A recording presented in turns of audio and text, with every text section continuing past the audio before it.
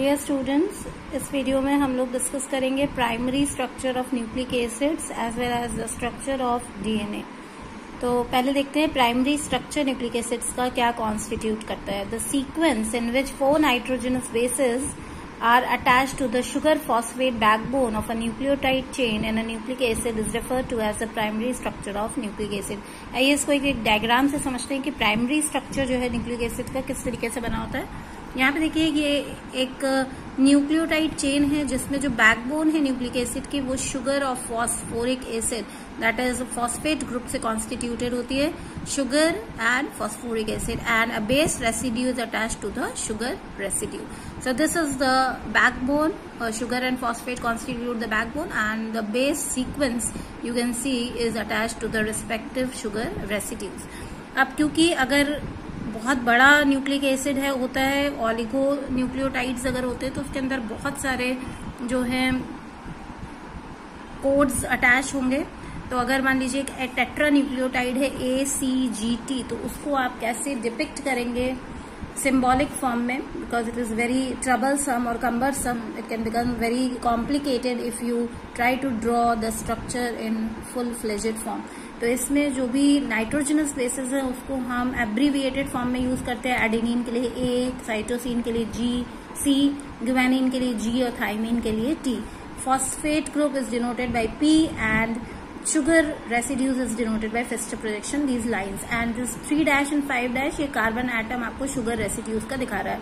और जब आपको मैंने स्ट्रक्चर बताया था तो ये बताया था कि 2 शुगर रेसिड्यूज जो है वो एक का 3 कार्बन एटम और एक का 5th carbon atom phosphodiester linkage से कनेक्टेड होता है। तो अगर आपको ACGT टेट्रा न्यूक्लियोटाइड शो करना है तो this is the symbolic representation of ACGT tetra nucleotide. Now let's come to the difference between DNA and RNA. DNA इसमें शुगर रेसिड्यू DNA में बीटा D 2 डीऑक्सीराइबोस होता है, RNA में beta D ribose unit होता है। DNA में 4 nitrogenous base residues adenine, guanine, cytosine and thymine, और RNA में थाइमिन की जगह यूरासिल होता है। RNA का structure double stranded alpha helical structure होता है, और RNA भी अल्फा हेलिकल होता है बट उसमें सिर्फ सिंगल स्ट्रैंड होता है। Now let's come to the structure of DNA. Structure of DNA clear. First let's see some important points and then we will understand it with the help of a diagram. Irwin Shergaff, he has found that the base composition in DNA varies from one species to another, but the amount of adenine is always equal to thymine and that of guanine is equal to cytosine। इसका मतलब कि base composition DNA की अलग अलग species में अलग अलग हो सकती है, लेकिन टोटल अमाउंट ऑफ एडेनिन हमेशा थाइमिन के बराबर होगा, टोटल अमाउंट ऑफ गुआनिन हमेशा साइटोसिन के बराबर होगा इन ऑल द केसेस।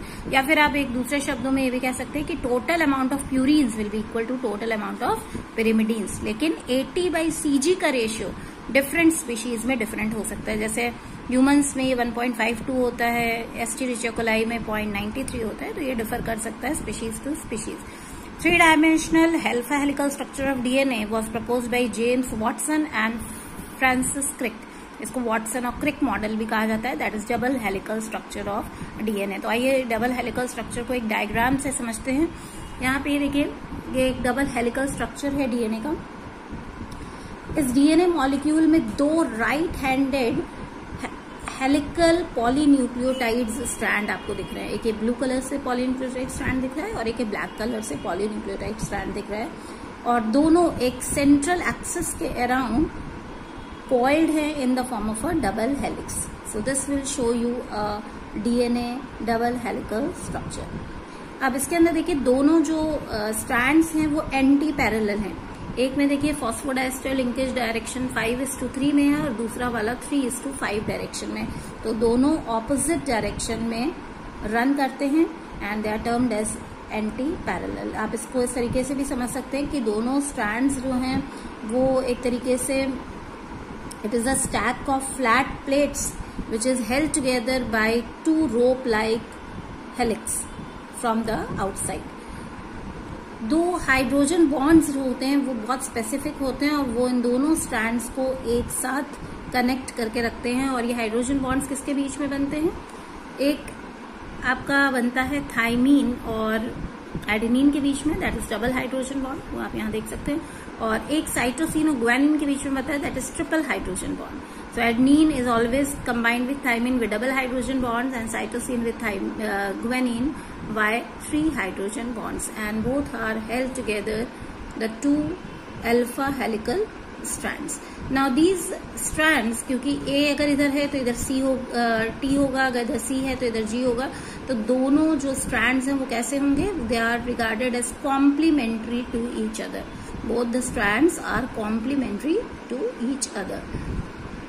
अब जब आप हीट करेंगे स्ट्रैंड डीएनए के स्ट्रक्चर को, तो ये दोनों बॉन्ड्स जो हैं बीच के हाइड्रोजन बॉन्ड्स जो हैं वो टूट जाएंगे और दोनों स्ट्रैंड्स अलग अलग हो जाएंगे. इस प्रोसेस को कहा जाता है मेल्टिंग, और कूल करने पे ये दोबारा से हाइब्रिडाइज कर जाता है और इसको कहा जाता है एनीलिंग. तो टेम्परेचर जिस पे दोनों स्ट्रैंड सेपरेट हो जाते हैं कम्प्लीटली, उसको क्या कहा जाता है?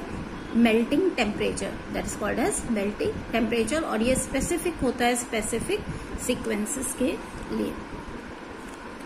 डीएनए का जो स्ट्रक्चर है, एक्सरे स्टडीज से इसकी डिटेलिंग की गई है, और इसमें कुछ पॉइंट्स हैं जो आपको याद रखने हैं, वो मैंने यहाँ लिख रखे हैं. Length of hydrogen bonds is between 2.8 to 2.9 angstrom. Each turn off helix contain 10 nucleotide pairs. Diameter of helix is about 20 angstrom. Double helical structure repeats at interval of 34 angstrom, and 2 consecutive base pairs are separated by about 3.4 angstrom. So these are the data of the helix, that how much distance is between the 2 helix, how much base pairs are there between 2 helix, how much distance is between each base pairs. So this you have to remember regarding this alpha helical structure. And now this alpha helical structure Watson और क्रिक ने जो develop किया था, इसके लिए उनको Nobel prize भी दिया गया था. और ऐसा ही स्ट्रैंडेड स्ट्रक्चर आरएनए का भी होता है, लेकिन वो सिंगल स्ट्रैंडेड होता है खाली, और DNA double stranded double helical structure होता है. That is proposed by Watson and Crick. Students, the data that I have told you regarding double helical structure, you can easily see that from the diagram as well, that helix repeat itself at a distance of 34 angstrom. The diameter of the helix is 20 angstrom, and the distance between each base pairs or consecutive base pairs is 3.4 angstrom.